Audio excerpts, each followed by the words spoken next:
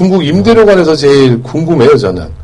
여기는 뭐 한국처럼 그 보증금 제도가 없다 보니까. 그래서 방금 천정부지 저희들 관련 이 업종에 없는 저희들이 보기에도 너무 임대료가 비싸지 않나 생각하는데, 일단 현재 여기 지금 현지 여기 이쪽 지역만 뭐 중국 전역보다 넓으니까는 중국 전체 지역을 보기는 좀 그렇고요.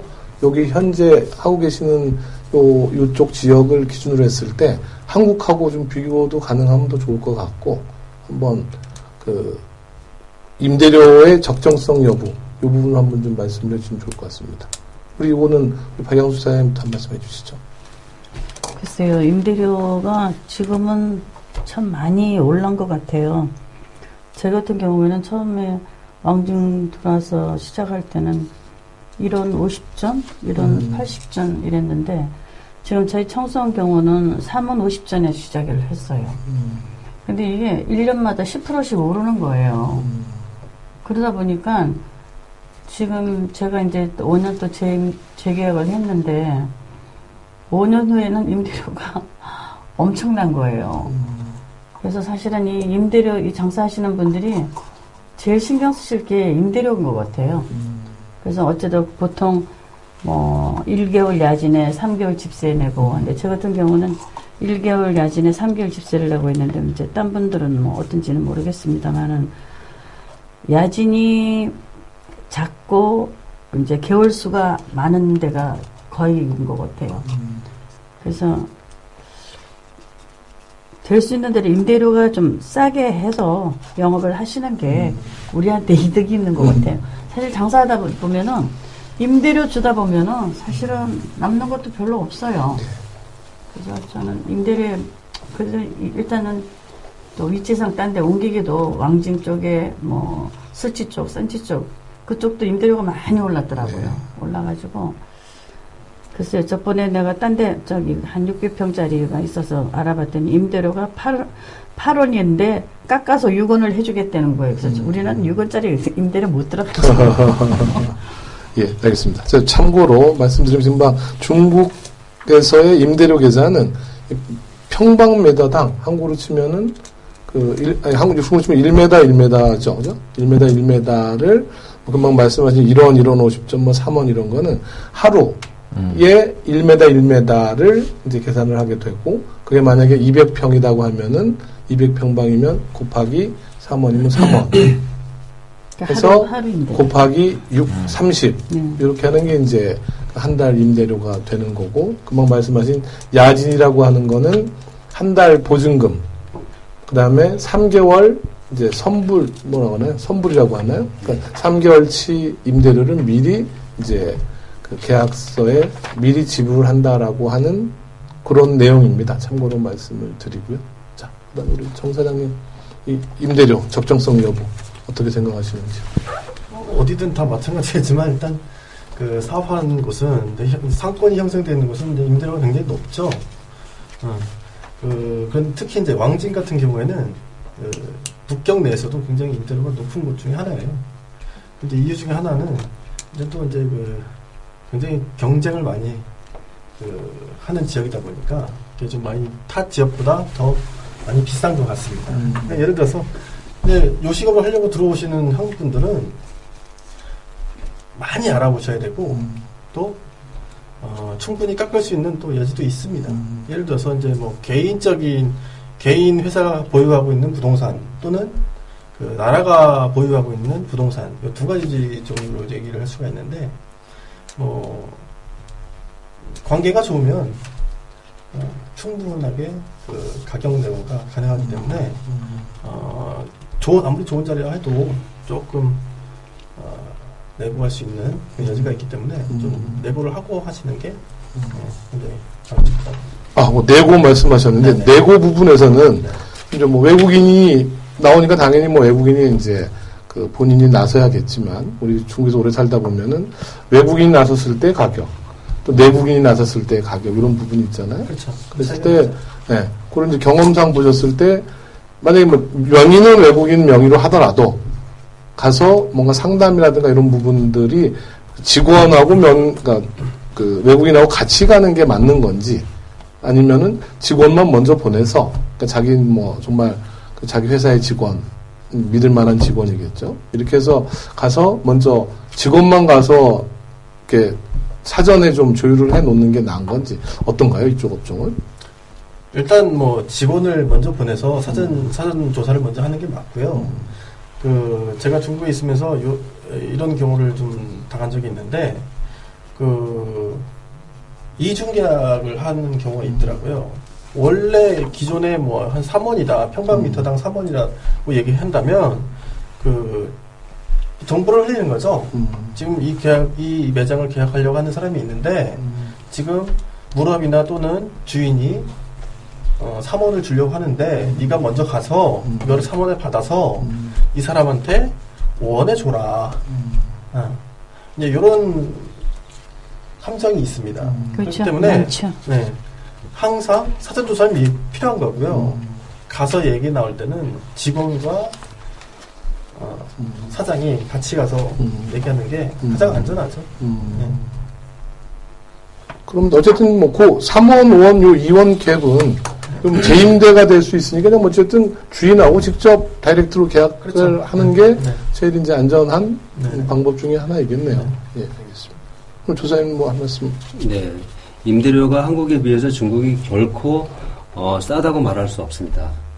제가 피부적으로 느끼는 건 좀 많이 비싸도 좀 너무 비싸다. 외국인이 사업하기에는 정말 그 감당하지 못할 정도의 어떤 임대료 부분도 책정이 되어 있는 것도 많고. 그래서 이제 지금 시작하려고 하시는 분들은 이제 100스퀘어 메타당, 그러니까 유명 백화점에 입점을 할 때, 물론 그 유명 백화점에서는 브랜드와 어떤 업종인지 굉장히 정말 꼼꼼히 체크해서 걔네들이 업종 선별을 한 다음에 입점을 시키는 게 걔네들의 원칙입니다. 그런데 만만하지도 않고 들어간다고 해도 일반 베이징에 있는 그 유명 백화점이나 어떤 쇼핑몰이나 이런 데 들어갔을 때는 100스퀘어 메타, 그러니까 한국 평수로 따지면 한 30평 정도 되겠죠. 유명 백화점의 지금 임대료가 제가 알기로는 지금 이민폐로에서 3만원에서 4만원 정도, 그 정도면 굉장히 양호한 겁니다. 그러니까 1스퀘어미터당 평당 10원 정도로 잡았을 때는 3만원인데 보통 10원짜리는 거의 없죠.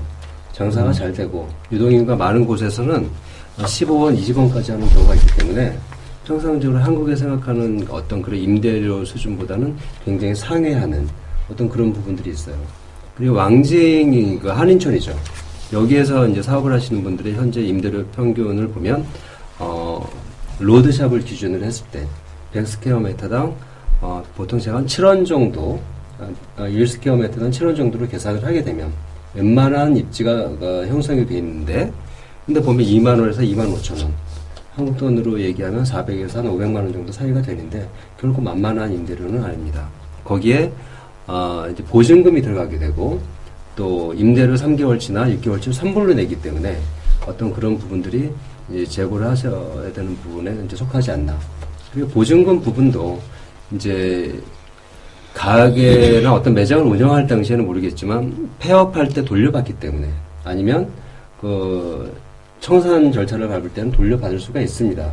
하지만 가게의 어떤 감가상각을 계산을 해서 그쪽 그 관리사무실에서 그걸 계산해 주기 때문에 전액 돌려받을 수 있다라고 장담은 못하죠. 그래서 임대료 부분은 요식업을 하기에는 굉장히 꼼꼼하게 체크해야 될 부분 중에 하나가 아닌가 싶습니다. 네. 또 다른 의견 있으시면 한 말씀 해주시죠. 저기 법률적인 측면에서 보면요. 우선 중국의 임대와 관련해서는 우선 중국에서는 상가 임대차 보호법이 없거든요. 그래서 임차인 입장에서는 법률적으로 보호를 받을 수 있는 방법이 전혀 없습니다.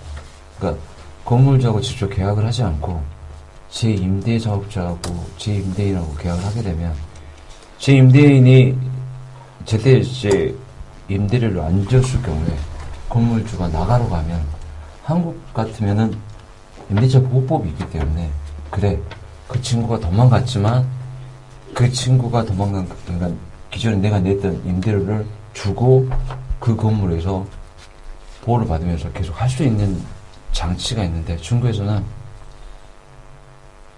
돈을 준다 해갖고 건물주가 노 해버리면 그냥 나가야 돼요. 보복이 없기 때문에. 그러니까 임차인 입장은 굉장히 법률적으로 또 보호를 받을 수 있는 제도가 없을 뿐만이 아니라 또 한국과 다른 게 이제 전세 개념이 아닌 월세 개념이기 때문에 방금 조선생님 말씀하신 것처럼 또 스퀘어미터당 이 금액이 적은 금액이 아니라서 오셔가지고 사업을 하시는 데 있어서 임대료에 대한 부담은 상당히 큰데, 근데 이게 또 특수한 경우들은 이렇게 아파트 단지 내에 이렇게 다닥다닥 붙어 있는 그 건물상에 있는 어떤 상가들은 어떻게 보면 상가로서 사용할 수 없는 특수한 부지예요. 이런 부지들은 특수한 관계 속에서 누구한테 건물을 넘기고 그 자가 이제 재임대라든가 이런 형태로 하고 있는데, 어떻게 보면 지금 어디 지역을 가도 마찬가지겠지만은 이게 외국인 임대 가격하고 예, 중국인 내국인 임대 가격이 상이하기 때문에 다르기 때문에 그 부분은 오래 사시면 아시겠지만은 그 차이는 상당히 큽니다. 또 하나는 한국 분들한테 피해를 주는 경우들이 솔직히 말하고 커요.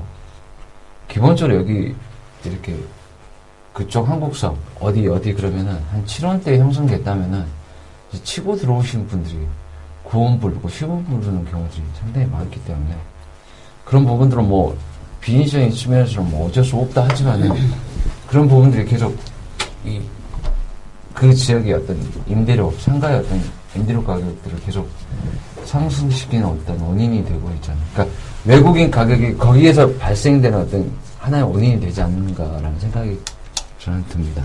예, 뭐 다시 또 이게 결론은 그러네요. 일단 임대 관련해서는 뭐 좀 시간과 또 정보를 많이 구하셔서 다이렉트로 그 건물주와 계약을 하는 게 맞다. 계약할 때는 외국인이 먼저 협상하기보다는 중국인 직원이 되었든 믿을 만한 사람을 통해서 다방면으로 그 전략을 짜서 뭔가 그 협상을 해야 되는 거다라고 하는 걸로 일단 임대료 적정성 여부는 뭐 마치도록 하겠습니다.